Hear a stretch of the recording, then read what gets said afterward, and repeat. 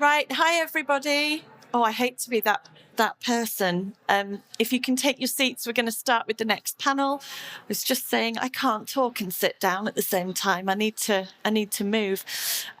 We have a bit of a virtual and a in-person panel today, so we're mixing it up. Before we start, now that I've told you to sit down, can I please ask those who are able to please just stand up for me? Yeah, have a stretch. Right, stay standing if you have heard of generative AI. So ChatGPT, Google Bard, DALL-E, Midjourney. Okay, we're talking to an educated room. Amazing. Stay standing if you have used any of those systems. Wow. Very good. If somebody told you you couldn't use those systems anymore, but they were still there, you just weren't allowed to, would you stop? I'm not going to ask you to sit or stand for that one. I just want you to think about it and ask yourself that question as we go through this panel. You can sit down again now. Thank you. So thank you. Huge thank you to, I'm going to sit down now so I can read. Thank you to OASPA for agreeing to this panel proposal. We're going to change the vibe a little bit, partly in the fact that we've got virtual speakers as well, but also in terms of topic. So increasingly, research integrity is starting to impact the open access movement, especially since the Hindawi mass retractions just a couple of years ago. Some people at least, are starting to equate gold open access with concerns around research integrity. Gold OA or not, every single publisher is taking research integrity and publication ethics incredibly seriously and putting a huge amount of thought and investment into this. So just as we were getting our heads around paper mills, generative AI's come along and blown us all out of the water. And it's already changing the way that our authors and our reviewers are behaving. It's providing a very easy, very cheap way to generate text, images, even data. And on the one hand, you could say that, well, this is driving down the demand for people to pay for these services, so might put a couple of paper mills out of business. But for somebody who's working in research integrity, it's really difficult to see a bright side, I think, when you think about generative AI and the impact that it might have on research integrity. That's not to say it can't help our organisations be more efficient and reduce waste, but there is no denying that the traditional forms of authorship and content generation are really being challenged. So we've got an amazing panel today. They're all going to give us their perspectives on this challenge, and we'll try and tease out what some of the various organisations are seeing and how they're responding. I'm going to start by asking everyone to introduce themselves. I'm going to start with our online colleagues. Haseeb, if it's all right, would you introduce yourself and your role? Hi, everybody. Hope you can hear me clearly. I'm Haseeb Irfanullah. I'm based in Dhaka, Bangladesh, but at the moment I'm joining this from London in a hotel because last week I was attending the LPSP conference. I work as an independent consultant in the areas of sustainability and environment. I'm also a chef of the Scholarly Kitchen. Good to be here. Thank you. Thanks, Haseeb. And Oleksandr, the same to you, please. Hi to everyone. Thanks for invitation. Apologize for my voice. I have some, let's say, COVID issue here, but still able to attend. And I am based in Lviv, Ukraine. I'm associated professor at Lviv Polytechnic National University and former president of EURODOC, the European Council of Doctoral Candidates and Junior Researchers. Thanks, Oleksandr. And we all sympathise. I think we've all been on that COVID journey. Really hope you feel better soon. And Elena. Hi, everyone. I'm Elena. I'm the head of research integrity at the open access publisher Frontiers. I oversee a team of RI specialists and managers who try and maintain integrity standards across our submissions and investigate concerns of publication ethics breaches, post-publication during peer review. So as you can imagine, we're all very busy these days. And my name's Kim Eggleton. I'm from IOP Publishing. I'm the head of peer review and research integrity. And I'm going to be hopefully not tripping these guys up too much, but we'll spend the first maybe 30 to 40 minutes asking some pre-planned questions, and then we'll open up to the floor. So if you've got questions, please start making a note of them, because there will be lots of opportunity to ask them. Oleksandr, I'd love to start with you, if that's all right. You're here sort of representing the researcher or the academic institution view. What are you seeing on the ground? How are students, researchers, faculty, how are they interacting with generative AI? How are they using it? Okay, so first of all, we understand that students are very practical people, as most of us, of course. So if they see, let's say, relatively cheap in terms of time and effort way to get something done, they will probably try to do that. And unfortunately, from my perspective, students more tend to text generation and not other things which are very powerful and very useful, such as image generation, presentations generation. So they are mostly using this i.e. generative tools to work with assignments, probably coursework, or even thesis. Why not, right? And what I need to say is that very often you can feel it's very difficult to track, of course, but you can feel the use of AI with absence of imperfection in student work. And it's very funny when imperfection becomes an indicator for quality in our new reality, you know. Yes, regarding faculty, of course, everyone is trying to use AI, and from my perspective, the usage of AI among faculty is much more, let's say, in terms of academic and research integrity, because it's very helpful in summarizing large amounts of data. You can get overview very quickly, right? You can not probably write something with the use of AI, but help making it better and see some other perspectives of that. So that's indeed helpful. Also, probably faculty leadership already recognizes here in current list that there's no way back. And we try to incorporate classes, lectures, workshops, whatever on AI into curricula, right? But in general, I can feel that AI is still much in the wild because it's very often unregulated. So, for instance, in Ukraine, again, the draft law was passed the first reading in June, and this law clearly states that a person may not be considered the author of an academic work when part of it or it is generated by, let's say, by a request to a computer program. So it's very strict, but probably it will be amended. And also, if anything is generated, it should be clearly stated, and which is more fine with me, because here, and probably we'll discuss it later today, we come also to, let's say, AI reproducibility. So if people are encouraged to not only put, let's say, result of their work, but also prompt, which help to generate the part of something, it's probably not bad and can lead to transparency in style of open science, let's say, right, and reproducibility in research.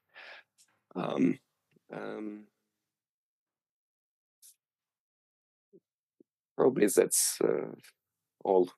That's great. Thank you. Thanks, Oleksandr. Elena, I'd like to come to you next. Does that chime with what you're seeing at Frontiers in terms of, are you seeing generative AI use in submissions? Is it declared? Is it undeclared? And are you starting to see it in peer review as well? Yeah, definitely. I think what we can see, especially from the question that you asked at the beginning, is that we've all used it. We're all using it, and it's the same for our authors and researchers in submissions. I think what has changed is that authors are used to using AI tools, more traditional AI tools for English polishing, proofreading. But now this has completely changed and evolved into using generative AI to create an entire article or images even, right? So that's a lot more difficult to come to terms with as a publisher as well. And over the last year and a half, what we've seen is, these Gen AI tools really explode and a lot of people using them. And as publishers, as Kim said, like it took us a little bit by surprise. And we've turned to the international committees and bodies for guidance, So COPE issued guidance, a Committee on Publication Ethics. So did STM, the Association of Scientific, Technical and Medical Publishers. And COPE they were really early on, like 2021, COPE started to talk about the use of AI in publishing. And at that time, the discussion was around how we have to make sure that AI doesn't make decisions, in terms of acceptance or rejection of manuscripts, and that these are only recommendations for humans to validate.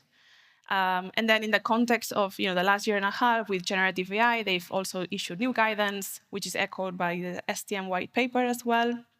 And there the consensus largely between those is that AI tools should not be an author on an article.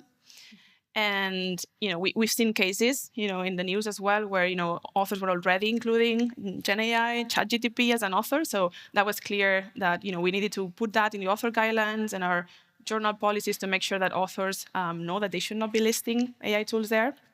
And then the other part was if you don't list it as an author because it doesn't meet the authorship criteria, as we right now consider authorship criteria, where do you declare it, right? And I think that's the important part, is making sure that the authors understand that they're responsible for declaring this, being transparent about, what use they did of the tool, what software they use, exactly every information that can be useful in the future, of other researchers reading the content, and making sure that, as Oleksandr was touching upon, like, AI reproducibility, which is maybe something that we can talk about later.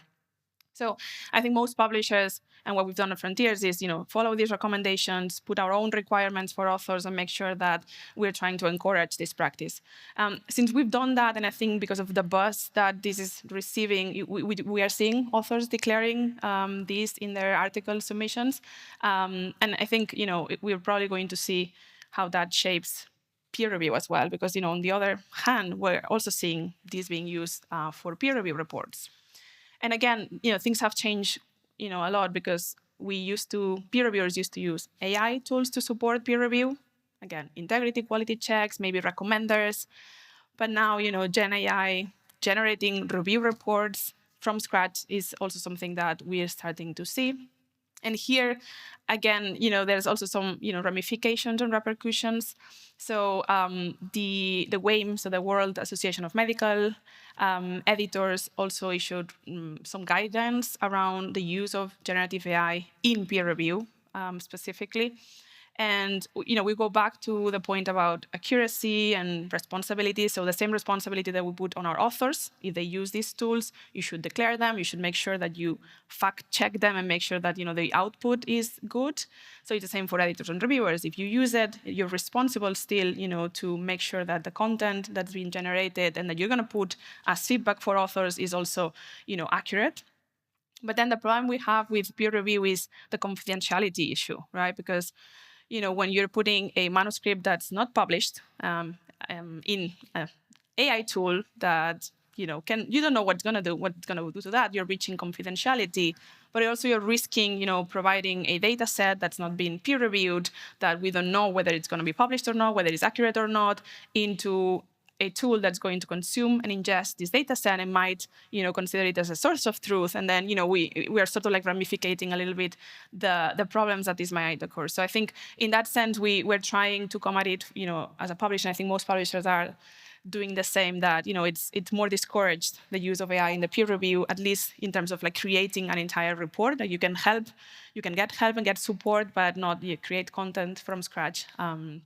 In that sense. Great, thank you. And that chimes a lot with what I'm seeing at my company as well, which is that we're more tolerant of it from an authorship perspective, as long as it's declared and the provenance is there.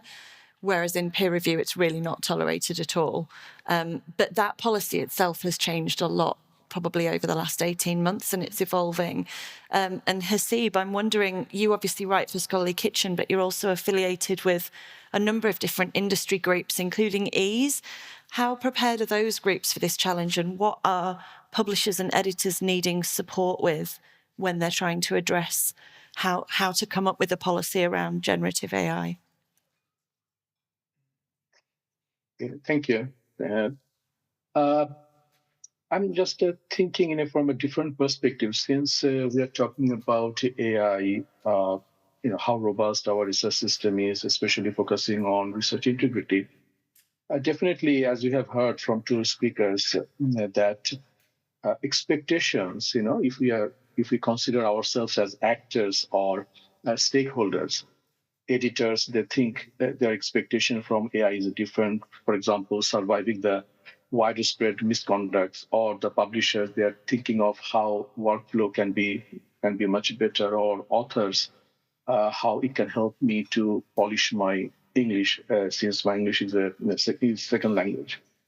But we also need to understand that AI, after all, we are talking about on technology, and technology divides we can see not only within the country, among the disciplines, within the region even. And of course, we always talk about so-called North and South divide as well. But all these points are valid, what we have heard so far, and these are understandable. But sometimes I wonder that, shall we be there are technologies advancing and we are just accepting it as a prime actors or a stakeholder, or should we influence the advancement that is happening in AI or with AI to solve certain challenges? Are we just receivers, or we are actually influencers? So the point I'm trying to make is, can we, the actors within the publishing industry, in the core of it, in the heart of it, can we have a kind of a transformative outlook that just not to be just reactive to the changes happening around us, and we're just responding to that? So I'm just wondering that when we talk about a robust scholarly ecosystem, are we looking into the core? Yes, probably we are. For example, last week in Manchester, when OASPA's Innovation Award was given, it was awarded to Paper Mill Alarm. Mm-hmm. We are talking about integrity.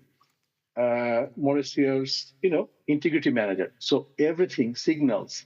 It was the finalist as well. It also talked about Paper Mill. So we can see how innovation is happening. So I was just wondering, is it shaping our thoughts as a publisher, as an author, or as a journal editor? Or are we influencing those innovations to originate? Coming just to respond to Elena's point on peer review, sometimes I wonder, yes, there are certain elements in peer review workflow. Yes, we are supposed to help other academic as a peer reviewer, and AI can help us to do initial screening. That's fine. Sometimes it can check whether our research is transparent enough, it has followed integrity policies, whether it is replicable or not. But I was just wondering, whoever are attending this conference, since everybody came, everybody was standing when you asked them first two questions, I was just wondering, how many of them are for 100% AI-based peer review?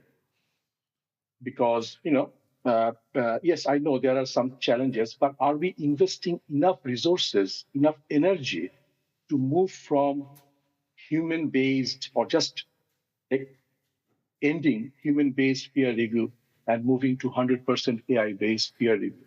I wonder, is it because the challenges that Elena mentioned, these are the only ones? Or I wonder, we prefer more to find better reviewers by improving our AI-supported system, because we believe that human peer reviewers, they are the kind of guardians of publishing galaxy, if I may, steal the title of the movie. And it is just a volunteer, just capitalizing on their altruism or volunteerism in a multi-billion-dollar industry. without giving any or making any making them a financial partnership. So there are so many integrity issues. I'm not saying that capitalizing on free service from peer reviewers is a kind of a bad thing, but sometimes I wonder whether it is a justice question inherent into that. So when we talk about integrity in research, is it authors they are doing something wrong, or the whole industry is not looking into itself from a justice point of view? Yeah, that's all from me at the moment. Thank you. Thanks, Haseeb. There was so much there, and I'm the moderator, and I'm really struggling not to start answering questions and saying what I think, because I think you're right. There's a really interesting question there about how AI can support publishers and academics. We all know about, the researcher, the reviewer pool is completely overburdened. We hear about reviewer fatigue. There's probably a lot of heavy lifting that some AI systems can do without completely moving to a completely AI-based peer review system. I think there's a lot in the technology here that we're not ready for. At least that's my perspective. Where I sit at IOP Publishing, I don't see integrations happening with generative AI providers and discussions happening with those providers. And I think that's probably where there's some opportunity, is to have those integrations with our submission and our peer review systems to make sure that peer reviewers are using AI in the right way to support them, but in a safe, closed environment. So that's where I'd like to see some more investment and some more progress, I think. I'm keen to think, obviously this is OASPA, so we want to take this to open access. I'm keen to explore how this may or might not link back to open access. And like I said at the beginning, we've all heard arguments that open access incentivizes publishers to prioritize volume over quality. And that makes me think, well, are those publishers turning a blind eye? Are they doing something different in research integrity to other publishers? And you can't use the word commercial because the vast majority are commercial. So is there something about open access that makes it different? And Elena, you're obviously representing a Born OA publisher, and you sit on a number of different industry groups. Do you see what Frontiers is doing being out of step with what other companies are doing? Or are we typically all moving in the same direction? Yeah, that's a really good question. I think, as an open access publisher, you are subjected to a lot more open scrutiny because everything that we publish immediately, available for everyone to read, to criticize, to comment on. And I think, in that sense, we are not able to cut corners on quality. Everything is out there for everyone. And we have a lot of community feedback as well based on publishing everything immediately. I think in the context of misconduct and research integrity, we were working very much in silo as publishers, the last 5, 6, 10 years. So there were issues on research integrity. We were tackling them on our own with the best knowledge, the best of our tools, etc. But I think, this has changed because there's been an increase in manipulation that's more sophisticated, that's more systematic, so peer review manipulation that just not affects one manuscript or one special issue, but multiple journals, multiple people, networks of fraudulent behavior. And I think this has made us come to the realization as publishers that we can't tackle this problem on our own. And in that sense, I think it's brought us together, different types of business models, different types of publishers that in the past might have not necessarily seen eye to eye on many things, that, this is a battle that, we owe, I guess, to society in terms of correcting the scholarly record, making sure that what we're putting out there is free of problematic content. And I think cross-publisher initiatives like STM Integrity Hub, United to Act, a lot of these places where we're all coming together and sharing our pain points, our insights, our initiatives, and trying to find, a way forward. I think that's what's going to put us one step ahead of, the fraudulent behavior actors that they just keep evolving. It's what you were saying. Like we were just talking about paper mills, and then, Gen AI comes through, and now paper mills are going to use Gen AI also. And, it's, there's no way for us to stay ahead of the game unless we just put our heads together and all our knowledge together and try to fight this as a community. And I think, talking back to like relating it to researchers as well, is that as publishers, I think we also have the responsibility to help educate on research integrity, on best practices, both at institutions, early career researchers, and try to make sure that everyone's, in it, and from the get-go, you're actually tackling all of these, sloppy science that, it's a very fine line between sloppy science and something going wrong, and then, trying to change it from the root cause as well. So I think we also are responsible for that. But yeah, I think we are coming together a lot more as publishers in this. Yeah, I definitely see that collaboration across the publisher community. I guess what I'm maybe just not seeing, but maybe is how the rest of the scholarly community is coming together to tackle the same kind of problems. So, Oleksandr, I wonder if you're happy to talk about how you see researchers engaging and how you see institutions. Are they creating policies around generative AI? Are they educating students and faculty into responsible use of AI? And do you think there's a dialogue with publishers happening or not yet? Some things are still in development, of course. If you do a very simple thing, you just check author guidelines at Frontiers, you will see a section on artificial intelligence there, which is, from my perspective, very well written and rather soft, because, of course, there are different views on AI. And some of them are more like of a Butlerian jihad, right? Of Frank Herbert's Dune, if you remember, when machines that think were fought, right, by people. So there are different levels of it, and one can be very strict, but in any case, we will probably get to human-based peer review, right? And this topic has already been raised today. So we need more peer reviewers, human peer reviewers, to check the huge amount of research outputs we are producing. So probably one of the ways to move forward will be to a little bit reduce the number of outputs, right?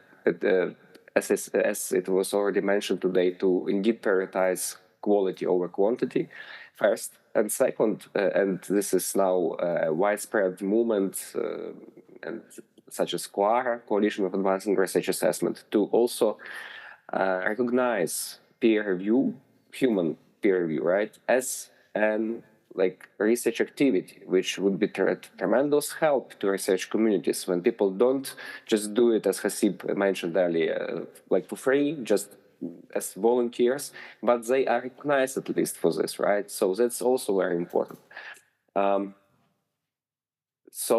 Regarding what institutions can do, right? So that's, of course, they need to build capacity of their communities. And that's a huge amount of work which needs to be done. But first of all, is of course raising awareness, because I can totally understand that still many academic leaders still don't recognize the need to invest time, resources into better understanding AI and training the staff appropriately. So awareness raising, then probably capacity building, and so institutions can train their staff to work with this better. But as I said, for instance, my university still doesn't have any regulation on OpenAI, and everything is based on, let's say, will and integrity of actually participants of the educational and research process. So yes, we need to invest more time and work with this, prioritize human-based peer review, and think about reducing the number of outputs or rising quality. Thanks. Thanks, Oleksandr. There's some really interesting points in there that touch on a lot of what we've heard today about pressure in the academic community to keep publishing more and doing it what it feels like a labour of love. We've heard people doing it for free, to the extent that people have used the term exploited, which is how some scholars feel about having to publish so much and keep putting into this system. And Haseeb, you made a good point about how AI can maybe help relieve some of this burden. Do you see any tech providers starting to engage with the scholarly community, either those that are creating the generative AI products or the scholarly community reaching out to those generative AI providers to try and work together to try and reduce some of that burden that we see? Yes, I think there are things, some advancement actually happened. There are some examples. Just last year around this time, because next week is a peer review week, isn't it? And I was just trying to make an argument that there might be 5 phases to make that shift from 100% human dependent peer review system to 100% AI dependent one. That what encouraged me to see that pathway, because there are certain development happening, but I was just concerned about whether we are giving enough effort, enough investment, making it a priority or not. Just to answer to your question, I would like to see 3 different changes, which might be quite useful. Maybe it sounds like it might happen in distant future, but for example, collective action, what we have heard from Oleksandr and Elena, that yes, publishers, they might be working in silos trying to develop or mainstream certain tools, AI-based tools to make things better for their clients or their readership. But I was just wondering what the change we have seen. I'm just taking help from other sectors. Since 2020, the way whole publishing industry actually transformed by mainstreaming diversity, equity, inclusion, and accessibility. That is amazing, isn't it? The way a coalition like C4Disc actually came about and how the journals actually adopted it. The other example happened around the same time. Actually, next month, many of us will be celebrating the completion of 4th year of SDG Publisher Compact. So journals, they are coming together, societies, they are coming together, and they are investing resources regarding sustainability. These are all good. These are kind of a soft actions that we take. But AI is more than that, isn't it? You have to invest hardcore money to do that. I was just wondering whether, like DEIA and sustainability, can we come together more strongly? My second point would be we are talking about individuals. They are, voluntarily contributing to many things, isn't it? For example, many of us in this room, we put our energy to make this conference success. We are working as a kind of a volunteer. I was just wondering, can AI help us to appreciate these voluntary contribution?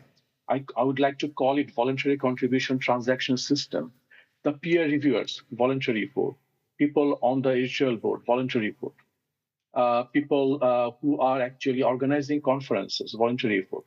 Can we develop a kind of a point-based system which can be monetized and used as a transaction, so that if I cannot afford paying $2,000 APC or $3,000 APC, I can use my numbers to pay that. It is not like that I will be earning money out of it. Or a conference which has got a registration fee, which I might not be able to pay in full, but the rest could be used from my voluntary contribution points. So AI can make it quite easily. It can make it reality. So this is my second line of thought: voluntary contribution transaction system, which can appreciate all our role and bring everything together. The third point I'd like to challenge our publishers or the AI developers who, maybe within the publishing ecosystem or outside. Openness in publishing doesn't stop just by making our research open. Mm-hmm. Whatever the color our open access is, gold, green, whatever. I was just wondering, can we make it a step forward, not only counting our citation as a means of impact, what about qualitative impact on the ground? the papers we are publishing in our journals, are they actually being reflected or changing the course of the policies, practices, institutions, legal systems? Some actually tried it, but I think there are lots of challenges like tagging, this and that. But I would like to see AI developers or tool developers investing in those areas, not only looking into inward, but outward. So these are the three things I thought it could be quite interesting to see how things go over the next year or so. Thank you. I think there's so much opportunity, isn't there, for what AI can do for every industry. But research evaluation is one topic that really stands out to me. We all get frustrated with the counting of citations and the H indexes and the impact factors. And it seems like AI, there's a potential really easy, straightforward use case there for bringing a more qualitative assessment into research evaluation, which I think even publishers who live and die by impact factors would really support. I'm keen to think about what the future looks like in a generative AI world, because I think, like Oleksandr said, there's no going back. It's here to stay. An open question to the panel. Do you think there'll come a time when we accept generative AI as much as we do email today? I remember my very first job, I'm showing my age now, but I remember having to ask permission from my manager to send an email because everything was done by memo and fax, and there were people moving things around on paper. And to use an email, like I had to ask for special permission. Is there a point where generative AI, we could become as accepting as we are of email now? Or is this something that we're going to see more and more regulation on? I don't know if anybody has a particular desperation to answer that. Yeah, Oleksandr.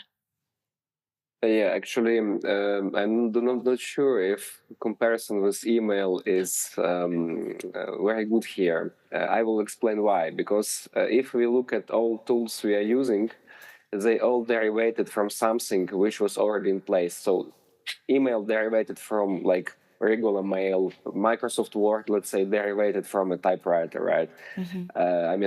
Excel from, don't know how we call this, I don't know the name of this wooden thing which helps the to abacus. count. Yeah. Yeah, exactly, yeah. But now we're dealing exactly with something completely new, which haven't been here in place before. It's like an oracle, right? Like, I don't know, a witcher who, it's something completely different. So even if we get used to it, and I think we will, so the approach should be a little bit different. Thank you. Right. With that said, I'd love to open up for questions from the audience. I think we have a roving mic if Ruby's got her trainers on again. Do we have any questions from the audience about Gen AI, research integrity? Sorry, I'm going to make you run. We've got two down the front here, Ruby. Sorry. She's getting her steps in.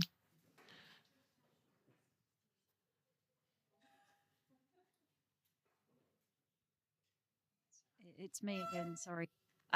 Question about research integrity, because one of the missing pieces of the puzzle seems to be getting the reputational risk for research misconduct spread to the right locations, because at the moment it bounces back on the publisher and the researcher, but the funder and the institution seem to get off scot-free. And I'd like to know what the panel thinks we should be doing to make those players take the right level of responsibility for research misconduct and integrity. Great question. Anybody have any thoughts?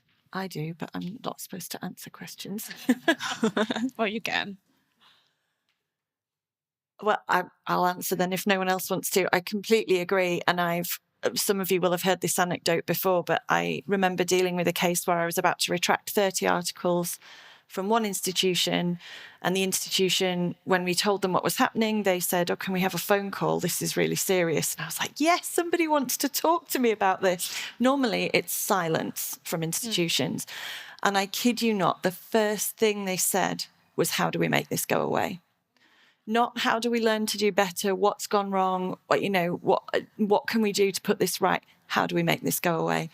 And that was A, horrible, but B, such a good indicator of the kind of engagement that I'm personally seeing in the research integrity space, is that you're absolutely right, Tasha, that the publishers are taking the hit with having journals delisted, very public retractions, and the researchers mostly are taking the hit, although not always, I should say.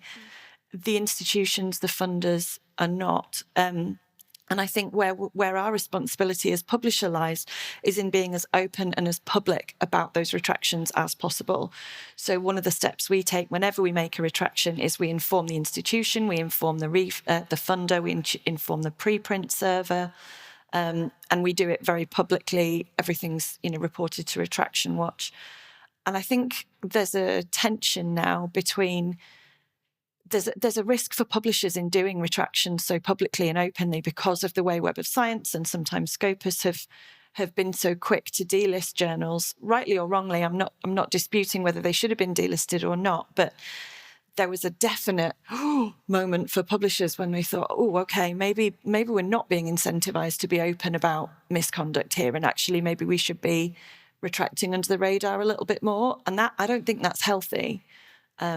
So yeah, for me, it's shouting it from the rooftops, and being as public and as open as possible. We take responsibility, but every other player in the market should as well. Maybe if I can add to that, because I think one of the important things that we can do as publishers or research integrity experts is also educate the public, the researchers, the institutions about the nuances of retractions as well. Because I think one of the problems is the stigma that a retraction carries.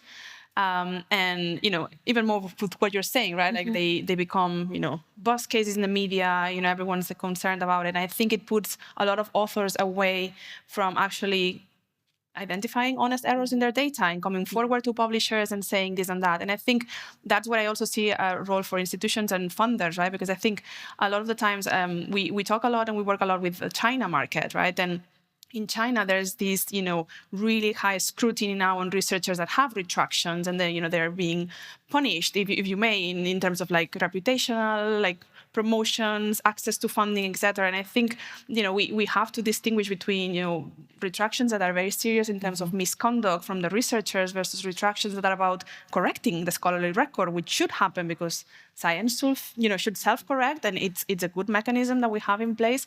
So I think that's where I also see that, funding bodies should have, their own training, their own mechanisms to identify whether, a researcher that was retracted for an article, what was the reason for that, what were the consequences, and make it, something that everyone understands that's a bit more nuanced, that, retraction always equals misconduct and repercussions. Yeah. So almost a taxonomy of retraction. Yes. Any comments from online before we move to the next question? No? Okay. Thanks, Ruby. Great. Thank you for this very interesting panel on the, let's say, the edges of the developments that face us. You have talked in this panel mainly about AI from the perspective of AI is writing things. But obviously, in order to do that, it's also reading a lot of things. And recently, there has been reports on certain deals between publishers and AI companies about the ingest of scientific papers into these large language models. Open access, by its very nature, obviously is available to ingest into these large language models that are largely black boxes for those outside and most of the people inside those companies as well. And I'm wondering, what are the implications of that? And what the people on your panel would think about, the reading aspect of generative AI. Great question. Yeah, I think and the inequalities that it may actually perpetuate that we are trying to address within open access that may actually now spill over into these types of models. Yeah, I think it's an excellent question, because I think, AI tools are only as good as the data that they use to build the tools, right? And I think that's something that, from a publisher's perspective, I think what you said about open access articles being available, it's then the duty of the publisher to make sure that everything that we put out there is as good as it can be. It goes through all the quality controls, all the integrity checks and everything, so that we can make sure that whoever uses that output at the end, either a human, because humans, build on research, or AI models, that we can at least have that sort of reassurance that what they'll be building other models and other like research on is as accurate as possible. And I think one thing that I am also a little worried about in this area is, the bias that we introduce as well. And I think that's why, hopefully if all research was out there and everything was out there, we would be seeing a different, sort of story. But yeah, I think it's a really good point. And I don't know that we've seen the extent of, what can happen in this area in terms of like data sets that are being, developed and ingested and what the outcome of this is going to be for the future of the AI tools. Anyone online want to take that? Can you not hear us, Oleksandr? Okay. Please go. Haseeb. Please go. Okay. Yeah, I think what Elena mentioned, I think when, open access become, all the journals have switched to that side of accessibility, things will change, but we have to pass through this transition phase. We have to deal with that. And I in full agreement with what Elena mentioned, that yes, we have to be cautious about the possible impact of being skewed towards what is available as a OA in the system, and learning, and that the AI is learning from that. We have to be over attentive to that, what we put into that open space. Oleksandr, would you like to say something? Yes, if I may. So actually, from my perspective,